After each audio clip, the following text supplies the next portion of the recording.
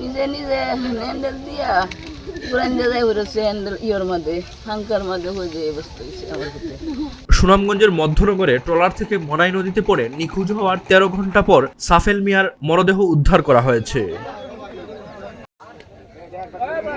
শুক্রবার সকাল ৯টার দিকে উপজেলার বংশীকুণ্ডা দক্ষিণ ইউনিয়নের সানুয়া এলাকার মনাই নদী থেকে ওই কিশোরের মরদেহ উদ্ধার করে এলাকাবাসী।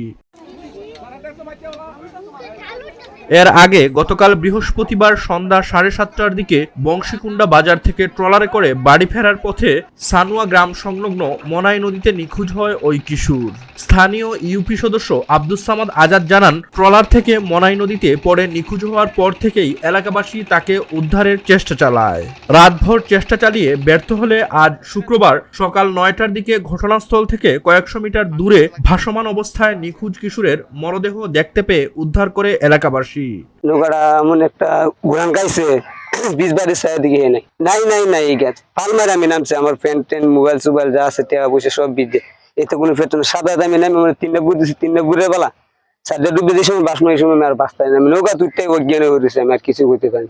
মধ্যনগর থানার ভারপ্রাপ্ত কর্মকর্তা মোহাম্মদ এমরান হোসেন বলেন, আমরা ঘটনাস্থলে যাচ্ছি, ঘটনাস্থল পরিদর্শন করে পরবর্তী আইনি ব্যবস্থা নেওয়া হবে। তাদের আত্মীয় স্বজনের বক্তব্য নিয়েছে পরিবারের লোকের, তাদের ধারণা যেটা যে নৌকাতে সে পড়ে গিয়ে হয়তো চলন্ত পাকার পেনের সাথে এই দুর্ঘটনা করতে পারে। আমরা অনুসন্ধান তদন্ত করছি, আমাদের ঊর্ধ্বতন অফিসার সার্কেল স্যার আসতেছেন ঘটনাস্থলে, পরবর্তীতে আমরা স্যাররা সাথে করে তাদের পরিবারের সাথে কথা বলে আমরা সিদ্ধান্ত নেব।